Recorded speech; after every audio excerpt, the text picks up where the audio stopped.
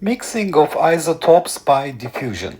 It is desired to do an experiment on an isotopic mixture of nitrogen gas. For this purpose, one takes a spherical storage vessel 1 meter in diameter containing 14 nitrogen gas at room temperature and atmospheric pressure. So that's the molecular mass, and introduces through a valve at one side of the container a small amount of 15 nitrogen gas. In the absence of any convection in the gas, so we don't have any temperature difference, make a rough estimate of how long one has to wait before one can be reasonably sure that the 14 and 15 isotopes molecules are uniformly mixed throughout the container. So this is a purely diffusion process. If I write the diffusion equation, the concentration variation with time, del N del T, is equal to diffusivity D multiplied by second derivative of the concentration with respect to R. And this is the diffusion equation, and this is equal to minus the derivative of the particle flux del J with respect to R due to the continuity equation. The spread in time, which is the standard deviation in R, is root mean square, so it is R square average to the power 1/2, and that we have shown to be proportional to the time t to the 1/2 using the random walk approach. So here we see that R square bar is the time t divided by the mean free time tau, which gives us the number of collisions the molecule experiences, multiplied by 1/3 v square bar tau square, which is the mean distance traveled by a molecule in each collision, which is going to give us the total distance traveled, R square mean value, v square bar tau multiplied by t. So that's where this t to the 1/2 dependence came from. So I also recall that the mean free path is 1 over square root 2 and the number per volume times the total scattering cross-section, and the mean pressure of the gas is the number per volume n Boltzmann constant times temperature. Now the number per volume will then be, because we have nitrogen gas at room temperature and atmospheric pressure, 1.01 10 to 5 pascals. Room temperature value of kT is 1/40 electron volts, 1/40 times 1.6 10 to minus 19 coulombs. This gives us 2.5 times 10 to 25 molecules per meter cube. So if you convert this to centimeter cube, this is 2.5 times 10 to 25. So this is going to be 10 to 6 centimeter cube. Therefore, this will give me 10 to 19 per centimeter cube. The total scattering cross-section, sigma, is pi times the diameter of nitrogen squared, which is pi times, we can take the diameter to be 10 to minus 8 centimeters, roughly. So this is roughly pi times 10 to minus 16 centimeters square for this estimate. So this gives us a mean free path value L, which is 1 over square root 2 n which is 2.5 times 10 to minus 19 per centimeter cube times the total scattering cross-section pi 10 to minus 16 centimeters square, the value we have obtained here, we find the mean free path to be roughly 9 times 10 to minus 5 centimeters. The mean speed of a molecule, V bar, is in the elementary kinetic theory approximated by the RMS value, which is square root 3 kT over m. So if I substitute the numbers here, this will be 3 over 40 electron volts times 1.6 10 to minus 19 coulombs to convert to joules, divided by the mass of the nitrogen molecule, 28 10 to minus 3 kilograms, divided by Avogadro's number, 6.02 10 to 23 square root. This gives us a mean speed of the nitrogen molecule roughly 508 meters per second, or 50,800 centimeters per second. The mean free time tau is the mean free path L divided by the mean speed of the molecules V bar. So the mean free path we calculated to be 9 times 10 to minus 5 centimeters.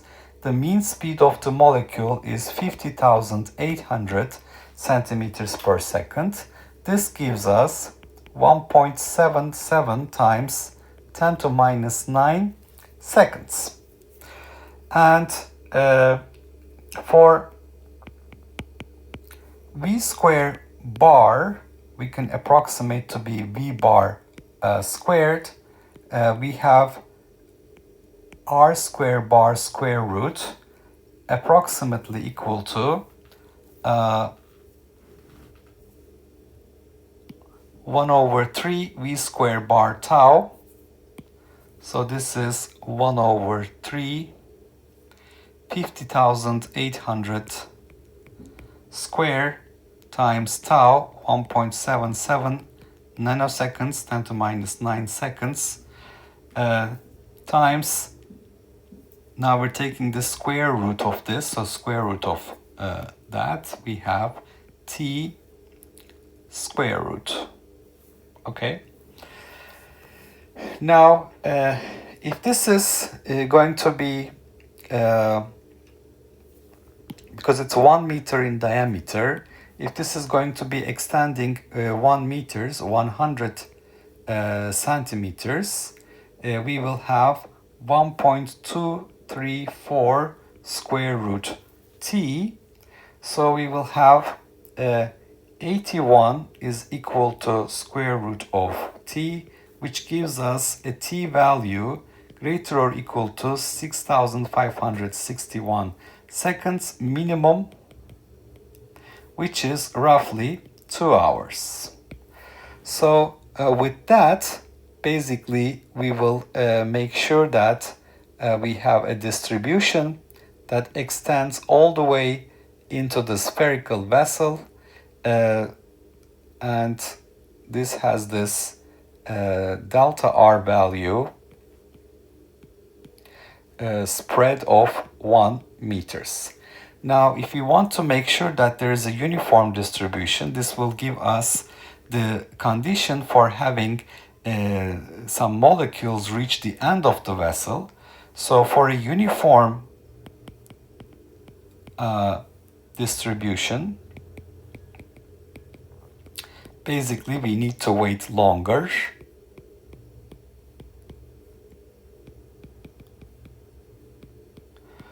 So let's say that we can estimate this to be twice delta R, so that we will have more or less a uniform distribution.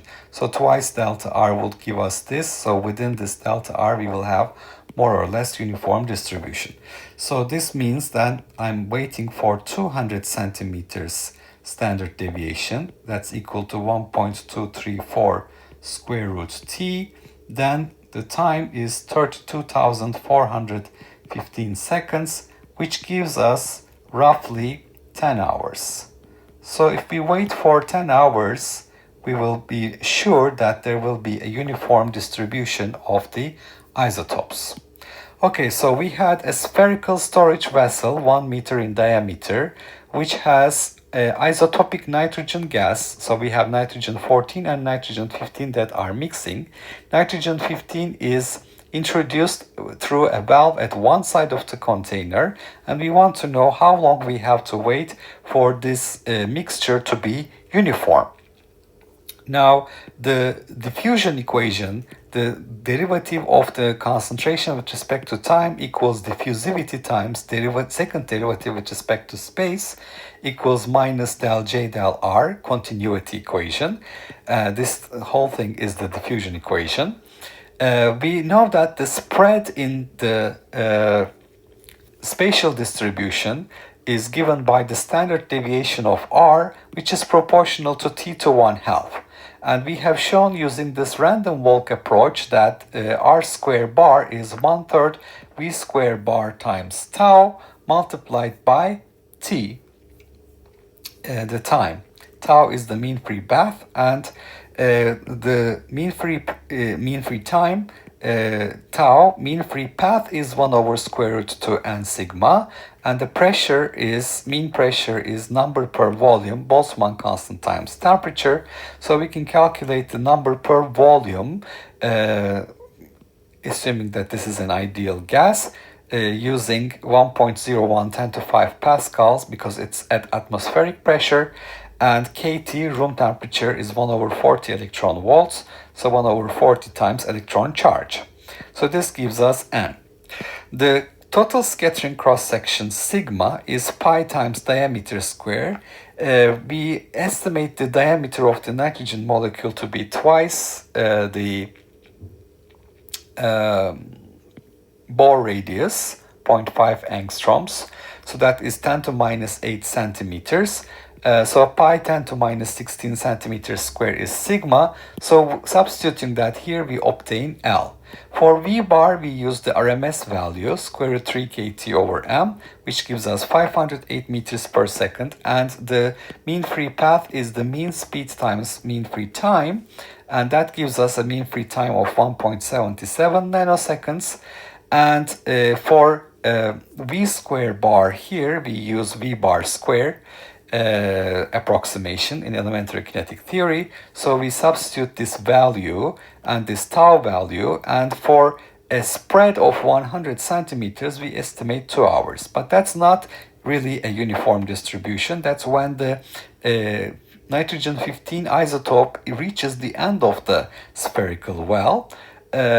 So what I want to do is basically wait twice, so have a distribution twice of this, so that this will be more or less uniform within 1 meter. So 2 times delta R tilde, 200 centimeters is 1.234 square root T. This gives us a waiting time of 10 hours.